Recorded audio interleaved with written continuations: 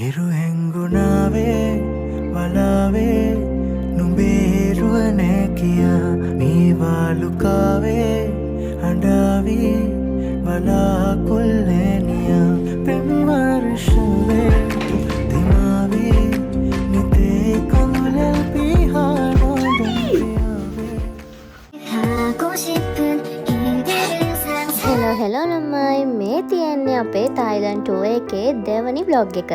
ඉතින් මේ තියෙන්නේ අපි නැවතුන හොටෙල් එක. ඉතින් එයාපෝට් එකේ ඉඳලා පැය 2යි ගානක ගමනාන්තයකට පස්සේ මේ හොටෙල් එකේ තමයි අපි නැවතුනේ. හොටෙල් එක තියෙන්නේ පතායා සිටි එකේ. දවස් 2ක කාලයක් මේ හොටෙල් රූම් එකේ තමයි අපි නවතින්නේ.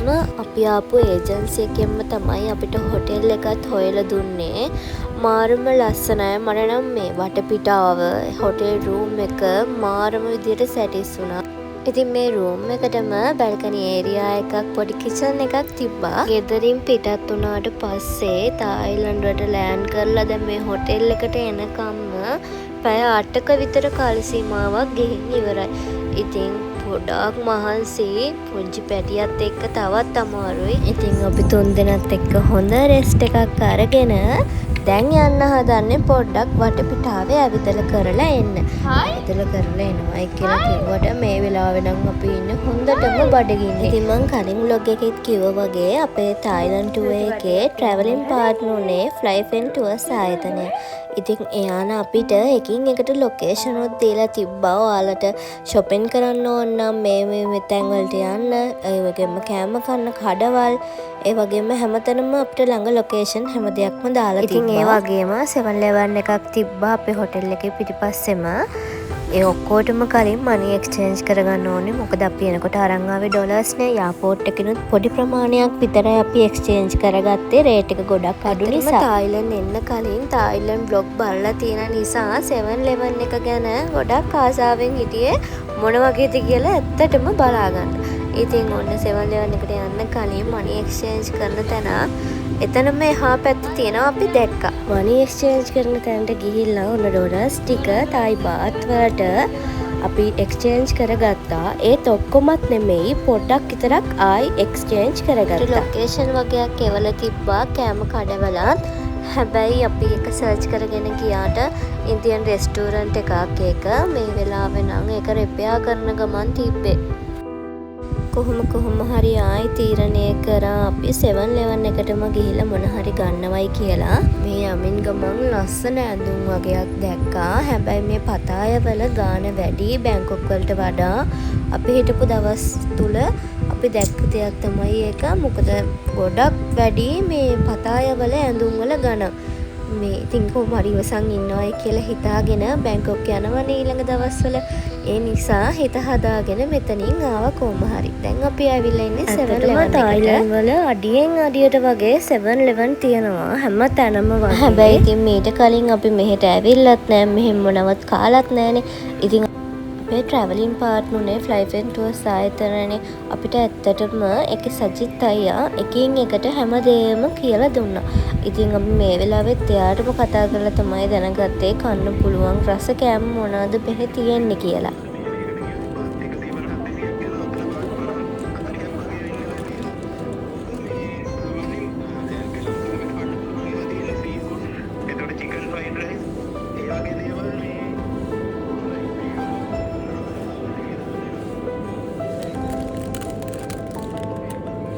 මේ රූම් එකට අවලක් තියෙනවා කියන්නේ.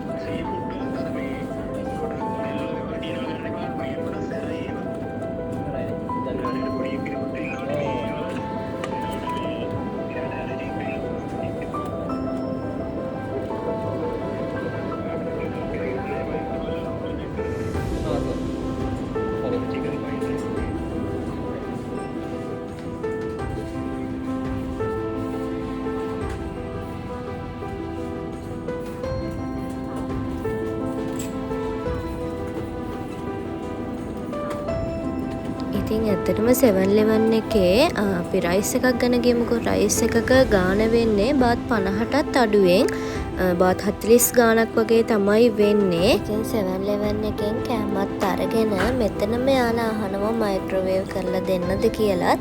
අපි මෙතනත් මයික්‍රෝවේව් කරගෙන හොටෙල් එකට කෙලින්ම ගියා. මයික්‍රෝවේව් කරලා දුන්නත් අර ප්‍රෙස් එකට ගන්න ආසයි හින්දා අපි ආයෙමත් හොටෙල් එකට ඇවිල්ලත් මයික්‍රෝවේව් එකට දැම්මා. මේ වෙලාවේ හොඳටම බඩගිනින්න ඉන්නේ.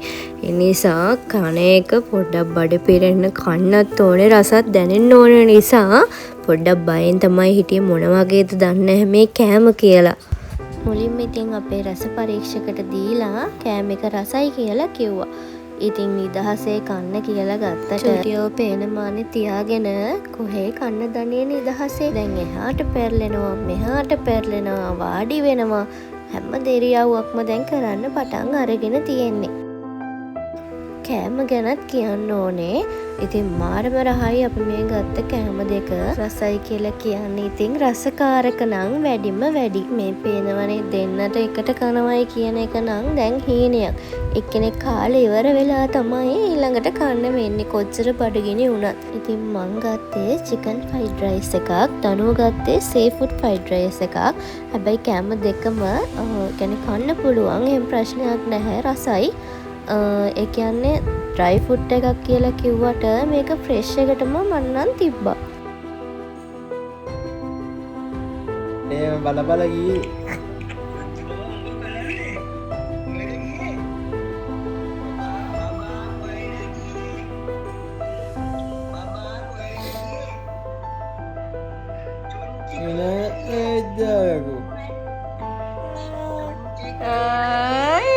හඳුරනනේ හොඳට.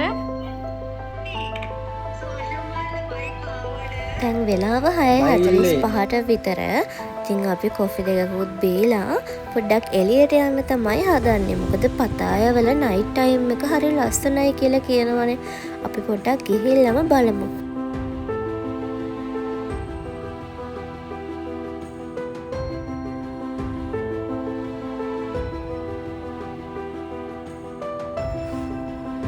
අපි මුලින්ම යන්න හදන්නේ ස්ට්‍රීට් ෆුඩ් තියෙන තැනකට.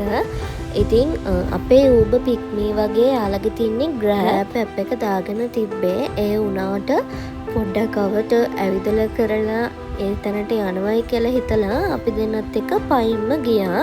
යද්දි ඉතින් හරි ලස්සන තැන් හම්බුණා. ඉතින් ලස්සන තැන් බල ඒ තැන් වල ෆොටෝස් ගහලා අපි දෙන්නත් එක්ක මාරුවට චූටියවත් වඩාගෙන ඔනායිමත් අපි ගියා. ඉතින් වෙන රටක ඒ රටේ ලස්සන බල මෙහෙම අපි තුන් දෙනත් එක්ක ඇවිදන් යනවයි කියන එක මාරුම ලස්සන හීනයක් වගේ.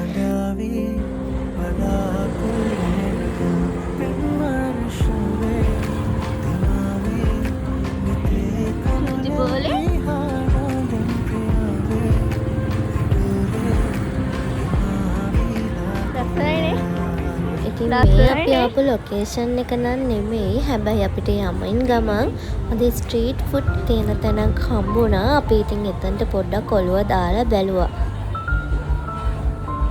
මෙන්න මේක රහයි කියලා හැමෝම කියනවා.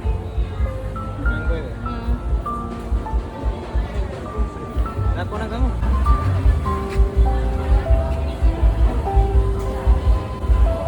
ඉසා mango.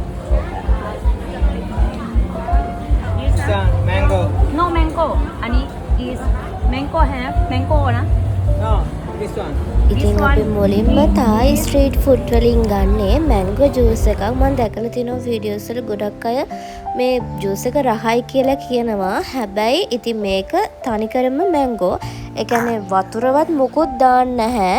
සීනිවත් මුකුත් ඇඩ් කරන්නේ නැහැ. යාලා හදන්නේ අඹ ගෙඩිය කපලා ඒකට අයිස් දාලා ඒක එහෙමම දෙන එක. Wait.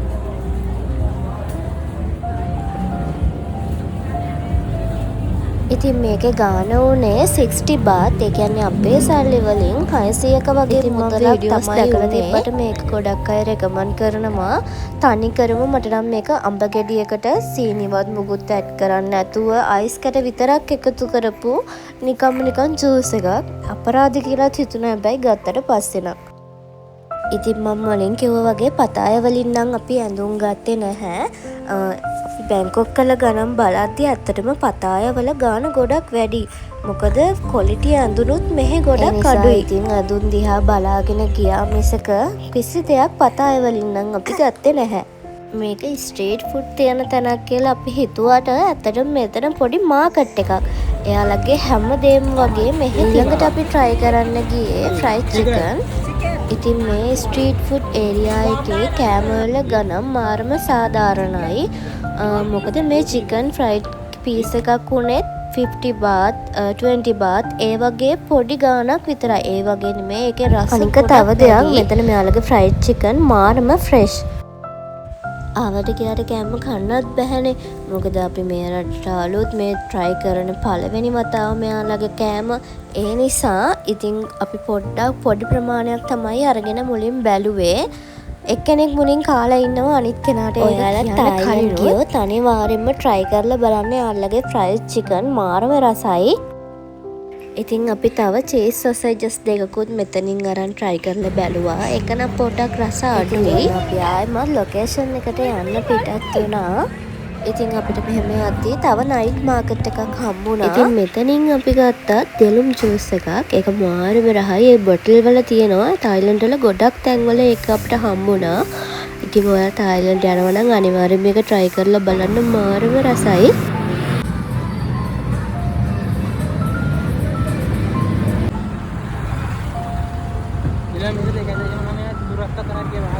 පාඩුනේ අර බලන්න එක ලස්සන. ඕනේ ලස්සන අයර.